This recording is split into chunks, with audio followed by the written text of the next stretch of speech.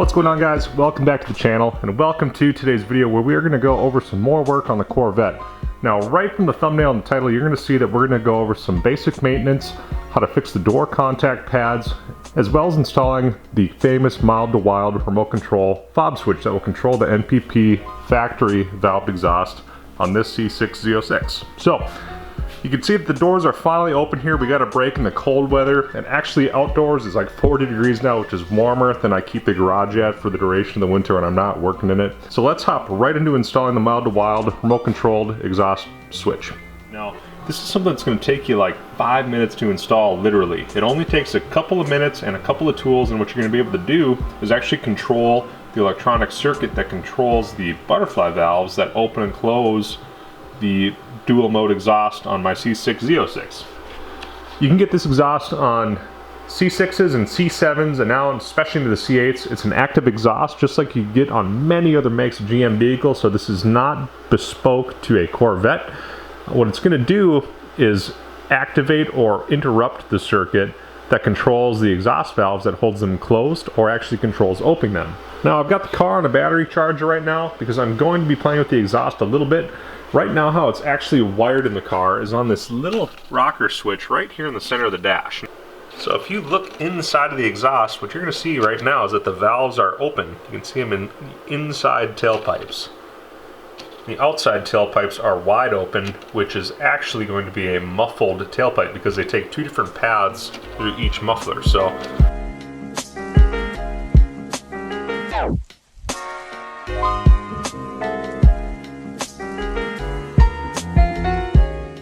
as you can see, that one's open, and that one's open.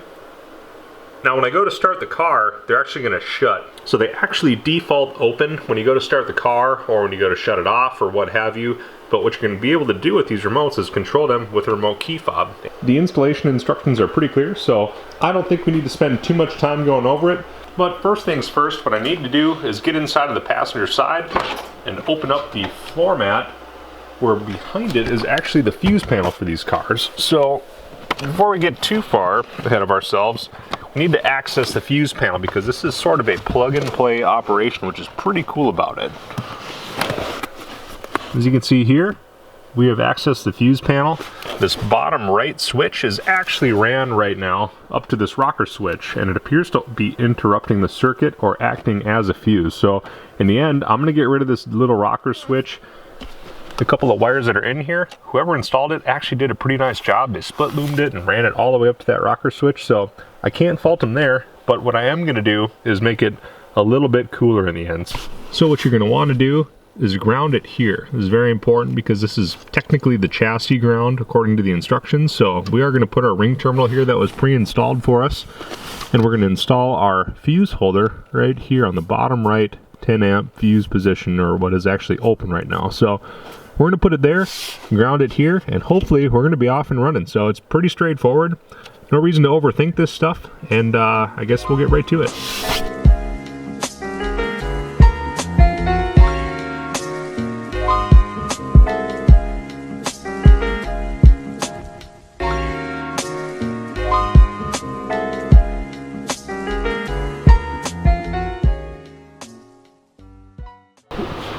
The next thing I'm going to go over is a very common problem on these cars. You can buy a replacement door padlet inside of here where you actually open the door. As you can see, I'm pulling on it.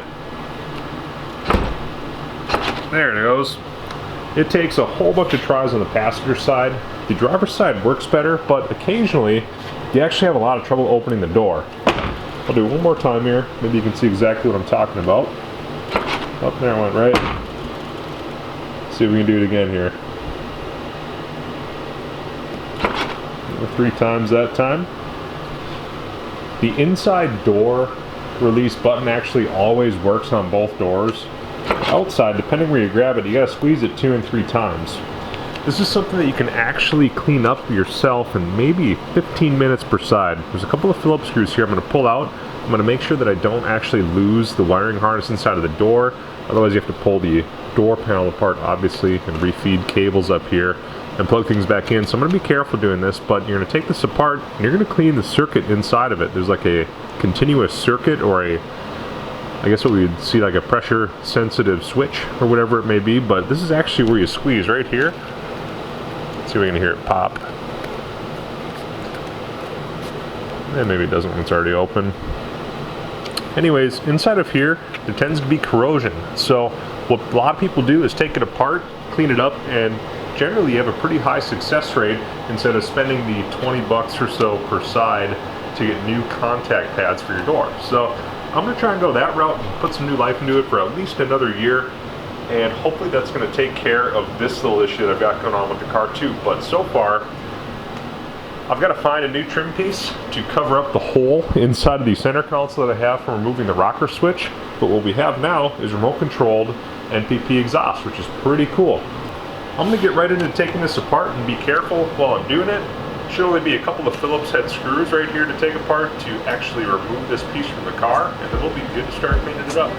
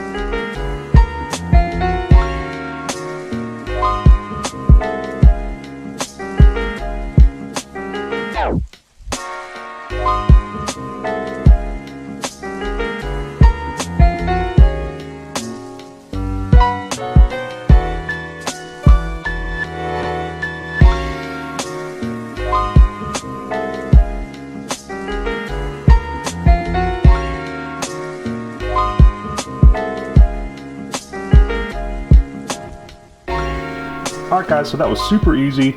This is what came off of my driver's side door contact.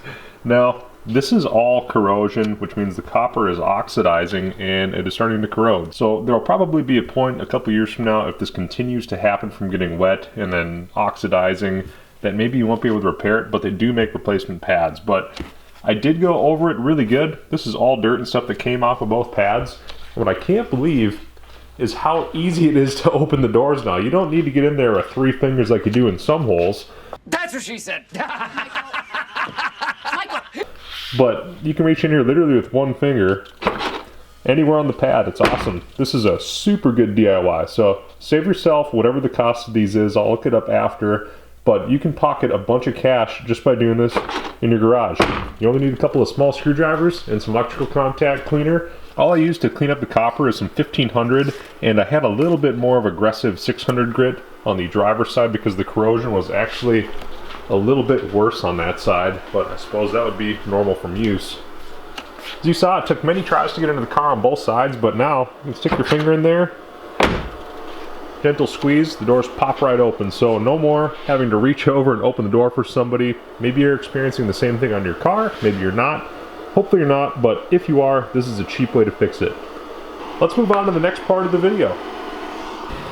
Alright guys, so now that I've got the mild to wild installation all done on the C6, I got the door pads all cleaned up so they're going to open and shut perfect. The next thing that you should really look at doing on your cars is maintenance, and I am a really big proponent of this. This car should be way easier to do the spark plug change on than it is on an F-body or many other vehicles for that matter. So overall, I would rate the difficulty of this type of task very low. The car has a Texas Speed LS7 2.2 cam and they're 265cc heads, so it's actually modified. It's not a stock vehicle. The car came with a set of new NGK TR6 plugs, which are one heat range cooler than what would be a comparable factory TR55 plug, is what I'm understanding. So these are one heat range cooler. It's going to be a little bit safer to run. What I decided to do after doing a little bit of homework is running at the stock 0.40 spark plug gap. So we have a one heat range colder spark plug, and I'm going to run the factory spark plug gap. So hopefully we should have no issue with this. I've done spark plug changes before. This is very straightforward. Just do them one at a time, and I will be putting some dielectric grease on each of the spark plug boots when I take them off and reinstall them, so it's easy to pull on and off. Hopefully I don't tear any spark plug boots, but they are only a year or two old, so they should come off relatively easily. So that's my 2 cents on spark plugs on these cars. If you have a stock C6 base Grand Sport or Z06, I'd probably recommend just running the factory type plug. You can get away with an AC Delco plug. That would be an OEM type of equipment. Many people are going to tell you to run an NGK TR55 spark plug, much like you would run in an LS1 car. As a matter of fact, I even put a TR55 in the Silverado outside. So I'm a big fan of them. I've ran them for years and I've never had a single problem with them. So I'd give them a good vote of confidence, and I was happy to see that the car actually came with a set of brand new TR6s to replace these. Not sure how many miles are on them. I would imagine a few thousand miles, but it's going to be good winter maintenance to do, and it should make sure that we are less likely to have any strange issues with fouled plugs, and it'll be ready to run come springtime.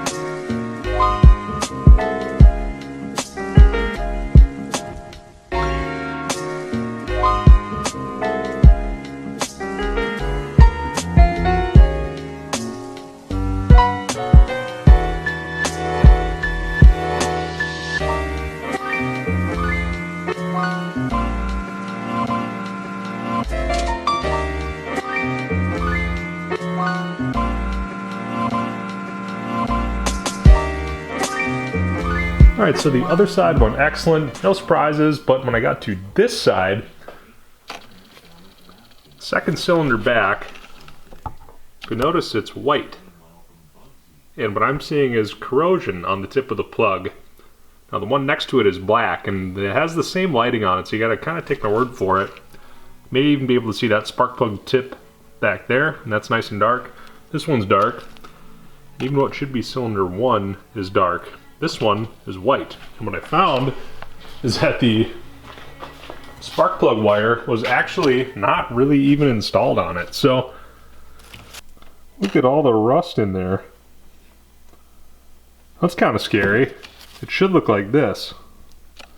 Just nice and clean. So I'm going to meter out this wire. I'm going to replace the set anyways. They're super easy to change, and it'd be really dumb to lose spark in a cylinder over not changing spark plug wires, but I would have never guessed one of these had a problem. So They're in pretty good shape. It's all nice and pliable, but for whatever reason, this one wasn't really installed all the way, is what it looks like. And I don't know how long it's been running like that. I'm kind of embarrassed to say it. It runs really good, but maybe this happened when I worked on it last. Maybe I bumped it loose or something like that, but it doesn't seem to be new corrosion, if I had to say. So I'll be interested to see what that spark plug looks like when I pull it out, but that was a really good find. That probably saved a real problem this spring. Maybe it would have thrown a check engine light. I don't know. I haven't ran it for a while, and I obviously haven't driven it hard or anything like that, but prior to parking it, it ran really good. So I think I got lucky and I avoided any problems with this, but it's really weird that that plug is much different than the rest without even pulling it out. So I'm gonna keep grinding away here, get that plug out. Hopefully it looks like the cylinder's gonna be in good shape. I'm sure it is. It runs strong. So this is why maintenance is so important, because this car ran good, but for all I know, next spring when I would have taken it out and got some fresh gas running through it, if it was running good, I probably would have went and beat on it, and who knows what could have happened if I didn't catch that. You do not want a dead hole on one of these engines, or any engine for that matter. So that's a really good find, and hopefully this is gonna save a bunch of money and the car is just gonna run great. So that's why you do your maintenance first. If I needed Exhibit A, there it is right there. Even if things look good, if you don't actually touch things and actually look at them or whatever, you might miss something. So I'm gonna keep on working on the car here. This side took maybe 15-20 minutes to do. I'd expect the same for that side, so don't worry about it. It's a Z06, but it's nothing different than you would do on another car. And in fact, I would argue that it's easier to do on this car than the F-body, like I said earlier. So I'll keep after it, and I'll check in with you guys in a little bit.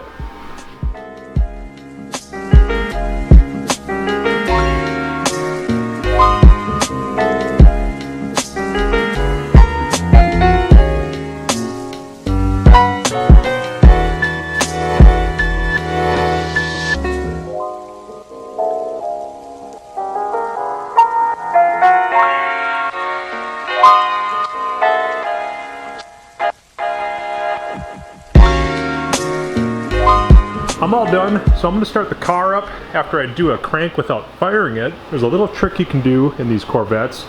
By depressing the clutch and the gas pedal all the way down to the floor while you crank it, it'll actually crank the engine without firing it for I think 10 or 15 seconds, so you can lubricate the engine before you actually start it if it's been sitting for a while. So that's a pretty cool feature. It'd be similar to taking the coil wire off of the distributor on the Camaro or whatever else it may be. There's other ways you can do it, but this is a factory feature that not everybody knows about. So I'll get some oil moving around in here real quick. We'll go for a very short ride because I'm on Nitto NT05 tires and it is 10 below out air temp right now. So this is actually like driving on ice, even if I'm on snow. It's terrible. Okay, I'll show you that feature here real quick. If you put the clutch down, if you put the clutch in and floor it, let go of it now, it'll actually crank and build oil pressure. So now when I go to start it, it's not going to be a dry start.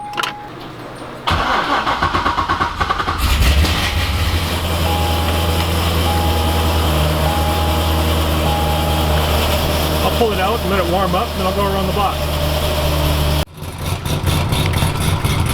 Alright, now check this out. That's pretty cool, huh?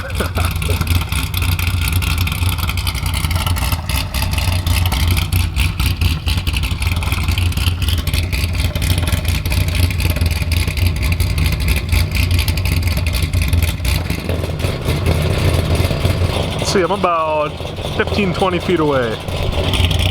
Ah, that works pretty good. Well, that is cool. So I'll let the car warm up a little bit, and then I will go ahead and see how it runs.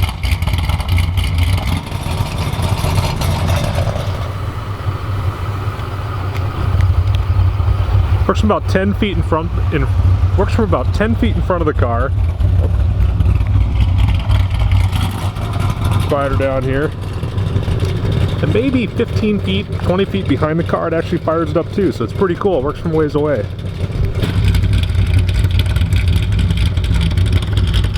Pretty cool, what do you think? Ooh, it's cold out there. It's actually colder than -1 right now. If I drove around a little bit, it would keep dropping. It said about 60 when I left the garage a couple minutes ago, so Anyways, I'm gonna go turn the car around and go back into the shop and finish up today's video. All right, so the drive went good. Heated seats work awesome, which is even better, and made it home in one piece. So that remote control exhaust valve is probably one of the first things I would do to these cars if you've got NPP exhaust. Now, I'm back in the garage, so I'm gonna shut her down and I'll see you guys out of the car. So there you go, guys. That is some maintenance that I had to do to the car. I got the door contact pads all cleaned up and I installed it, the mild to wild remote exhaust controller. So I'm gonna order some plug wires for this car just to be safe with it. I did notice that while the car was idling outside that it idled better than ever. So there must have been a little bit of a misfire. Although I thought it was feeling good, I really didn't have a good frame of reference, if I'm being honest, on how the car should run if it was running like perfect. So anyways, case in point is do your maintenance. You're gonna forego a lot of problems, and I always see people putting the cart before the horse with cars like this or the Trans Am or even the IROC Z, saying you gotta build it, you gotta make it faster when you're not even maintaining it in the first place. So cars that run like crap are probably for people that treat them like crap. That's about all I gotta say about it. That's about all I've gotta say in today's video. If you liked it, give it a big thumbs up. I am gonna do a full paint correction, and I believe what I chose to do is to have these headlight housings sent out to Choppy's Headlights. Choppy's Headlights offers a full headlight restoration and upgrade service. It's a couple $100 for the lens replacement kit for these cars, and he does a full rebuild and LED conversion for like $800. So it's actually not a bad value when you consider they'll be doing the labor. It'll be a few hours of their time, plus the parts. That'll probably be the next upgrade on the car, is fixing up the headlights and going over a paint correction and ceramic coating while it's down for the winter. But overall, hopefully it's gonna run better than ever, and we will see you guys in the next video.